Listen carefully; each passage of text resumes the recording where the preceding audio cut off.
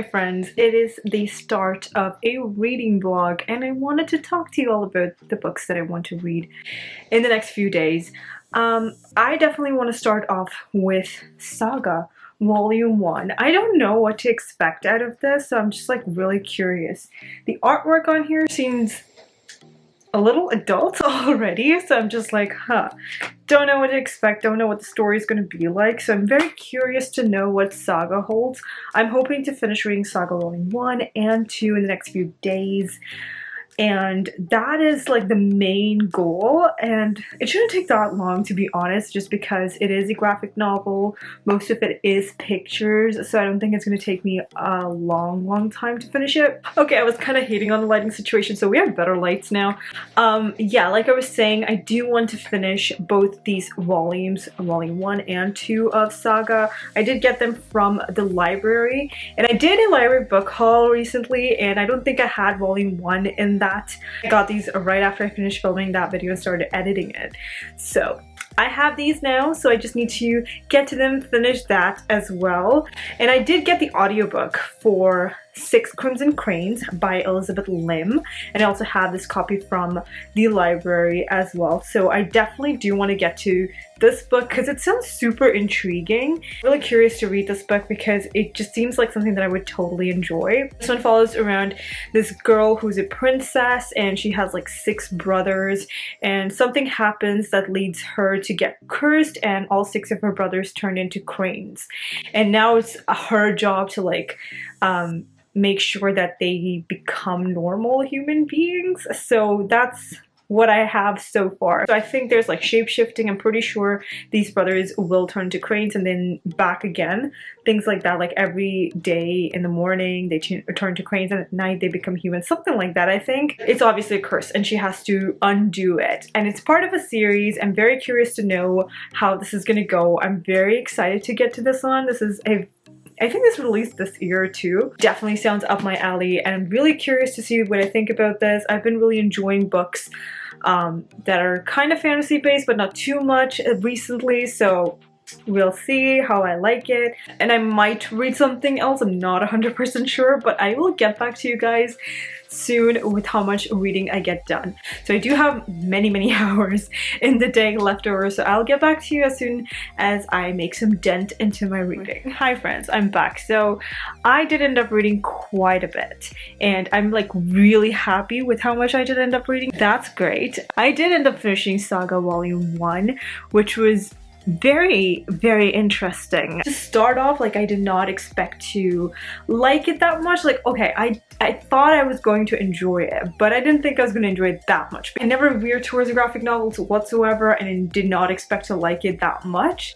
But this was just very interesting. I was totally intrigued by the whole premise of the book. So basically we have these 2 characters who are from very different planets, I think. They have very different cultures. One of them has like wings, the other one has like horns and stuff. They're from very different planets or places and cultures, whatever. This guy is actually taken prisoner into this woman's planet or area, I guess. And essentially what happens is they fall in love, they have a kid, hence the baby. Both of their cultures or families are obviously fighting with each other, and they are in the hunt of capturing these 2 and putting them to death. Also, the kid is kind of unnatural just because it is a mixed child and they expect it to be horrendous. Probably will have magical powers, so they don't want her to exist. It's like the baby is telling you the story, so probably when she's a lot older she's telling you the story of what happened to her parents. Characters in here are very odd, I must say. So each of these characters have like different abilities, like I mentioned. So some of them has like the wings. There's a couple that has like a computer monitor type of thing on their heads. There's some with reindeer horns. It's kind of gross. Like, I'm so intrigued by this art style. Like, good on the artist who did this, but like that's fucking gross. You know what I'm saying? Like, kudos to the artist, Like, your creativity must be commended. That is fucking gross. I just thought that was so horrendous. The whole time I was like trying to read the story and I could only see like these characters in its like real form, and I'm just like, so gross. It was just not for me. But you know what? I actually did enjoy reading this. So I'm really glad that I picked it up. I never thought I was going to read it. Never thought I was going to enjoy it as much as I did. But I really do. It is very, very adult. I think in the first couple of pages itself, you have sex scenes, murder scenes, all kinds of weird scenes. It's ridiculous, right? So you do have a lot of aspects that I think are very adult. So you might want to keep that in the back of your mind when you're trying to get into this book. That's the only thing that I need to say about this. But yeah, that's that. Of course, I do want to talk about Six Crimson Cranes by Elizabeth Lim. I made such a huge dent in this book. I read about 100 pages of this book and I'm super, super excited about it. I'm really enjoying it. I really like the characters. Like I mentioned earlier, we have this princess named Shiori who she seems like such a brat, honestly, but she wants to be free. She does not want to be engaged to this prince of another city. She has never met him, but she's heard that he's perfect. He's such a lovely guy and all that kind of stuff, but she does not believe it. On the day of her like betrothal ceremony, she ends up running and we discover that she has a magical ability. People find her, she thinks she saw a dragon, and it's a lot of mess over there. Later on, a sorceress kind of figures out she also has a magical powers and is going to out the sorceress. There's a good chance that's going to happen. That's when Shiori gets cursed and all of her 6 brothers end up turning into cranes. You can see the cranes around here. There's 6 of them. Each of the brothers, they're so different in personalities. It's really cool to see that because obviously they're different people. But I personally have like such a soft spot for the relationship that Shiori has with her youngest brother. It's so sweet. She's like almost turning 17. She gets exiled. She goes on to like a whole other adventure. It's really fun. I'm really enjoying it. I'm hoping to finish quite a bit more into this book. It's kind of my update for the day. I don't know if I'm going to read more of anything really, but I will keep you posted.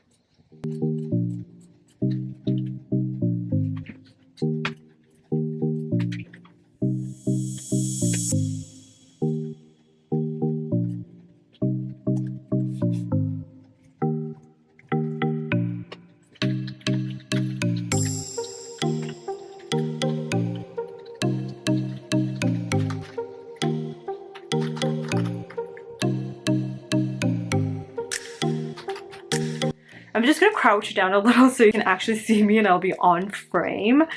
But I wanted to talk about some more books that I'd like to get to, and I don't know. I'm sitting on the floor right now. I have, oh, you can see my case for my violin and everything just displayed out here. I do have a ton of books that I'm kind of looking forward to reading. I did end up picking up A Rogue of One's Own by Evie Dunmore. I read a little bit of it. I think I read like 1 chapter of this book, but I'm not like super into it just yet because there's another like Amanda Collins book that I have on NetGalley that I need to finish in the next couple of days. So I was like, you know what, I need to drop this really soon and finish that first. I think that's the best idea for me. So that's probably what I'm gonna do. But in the meantime, I decided that I wanted to do Fruits Basket Volume 1. This one is due in a couple of days and I just started this. I finished that much. I need to go through all of those pages. I don't know how I feel about this one just yet. I did read another manga, Case Closed. I did read Volume 1 of Case Closed and I read, I think, Volume 1 and 2 of Death Note. So I really enjoyed those 2. I thought they were really fast-paced, really fun to read. It's about detectives, so it was really fun. But this one is more like slower paced for me because we have this girl who is very shy and she's just like not really talking to anyone. No one really knows about her or anything, and then these 2 guys who are like really, I guess, like jocks in the school, who are really cool dudes in the school, end up kind of befriending her, and I guess they become really good friends and she just becomes cool, maybe? I don't know. Maybe it's just about friendship, maybe there's like a love triangle. I really don't know what to expect. I've heard good things about the book. That's the only reason why I picked it up, and it's due in a couple of days, so I definitely need to finish this in the next little bit. So I will keep you guys posted on this book. But yeah, I'm really looking forward to finishing this.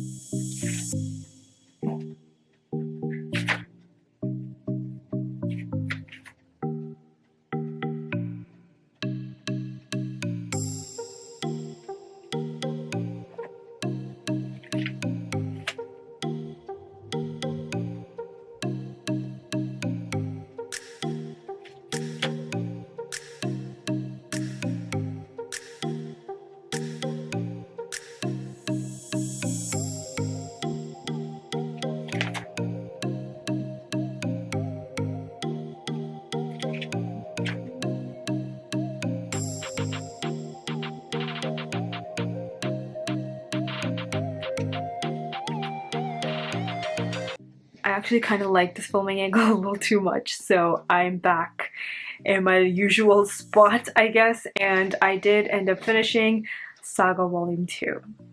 Yo, this is super fast paced, like it does not take any time whatsoever to get through this, and honestly, super adult.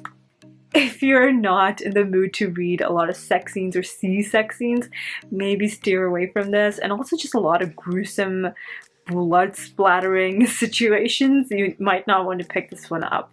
So again, we're just going through what is happening to our main characters, like the dad and the mom, who are trying to flee these people who are trying to kill them. They have assassins set out to hunt them down, murder them, and take the baby away. So they're just basically trying to survive, and that's all. There's a lot of drama that's going on in this book as well, which is really interesting to see. And there's like 10 more volumes, so I want to finish them all. We'll see. But I really did enjoy this one as well. I don't know where the story is going, like if I'm being completely honest. This character who's like a ghost, we didn't really see her that much in this book, but I really like that character. I think she's one of the most fun characters to read from, and I really enjoyed it. You know, the one character that was introduced in here, it's not like a full character or anything, it's just like a different type of a creature that is introduced, and fuck, that was gross. I think there's a full picture. That's what I'm like looking for. Ah, I found it. Dude, what is that? What? This is super adult. Like, I'm telling you, if you are a child, please stay away from these books. It's just a little much to me. And I am pretty sure the rest of the series is going to be exactly the same way. I'm literally a 2-year-old, but okay. I'm enjoying this book so far. I'm enjoying the series, so that's good. I'll get back to you all with another update probably later. Goodbye. Hi, I'm back. I wanted to kind of end this vlog by saying that I did read a lot more of the 6 Crimson Cranes. I ended up finishing 260 pages, about roughly that much. And so we've been through a lot with our main character Shuri. She's been cursed. She has like a little hat thing on her head. No one can see her eyes. No one can really communicate to her. There's more to the curse that we're finally figuring out. Shuri cannot speak at all. If she utters a single word or tries to tell anyone who she is in real life, one of her brothers will die. So every single time she utters a word or a sound, one brother drops dead, essentially. Like I mentioned earlier, I think I mentioned this earlier, but the 6 Crimson Cranes, the brothers, essentially, they're cranes by day, and by night they can turn into humans. But if anyone really sees them, they don't recognize them as the princes of this land. We have this princess in exile who is super alone, and the only person or character that's with her is called Kiki, and that is a paper crane that she created and enchanted it so it's magical and it can actually speak to her now, which is, I think that's super adorable. I love Kiki's voice in the audiobook. I think it's so cute. And all these adventures that Shuri has gone through, there's some stupid decisions that she makes, and I always question it, but it leads to something that is actually pretty good, and I'm kind of happy about all of like the ending destinations, I guess. I don't know. So far so good. I'm actually enjoying quite a bit of this book, and it has been a good time. I do have like half the book left to finish, and I do expect it to finish in the next couple of days at tops. And yeah, I don't know what else to say. Yeah, that's it. That's all I wanted to talk about. So this vlog was pretty successful, I think. I have finished about 260 pages of 6 Crimson Cranes. I did finish Volume 1 and Volume 2 of Saga, which is pretty good, in my opinion. And also I started Fruits Basket. I have quite a bit of it to still finish. And again, it's due in the next few days. So that's going to be fun. That's it. That's probably all I wanted to talk about, but thanks for watching. I will see you all with another vlog. Maybe I'll do more things.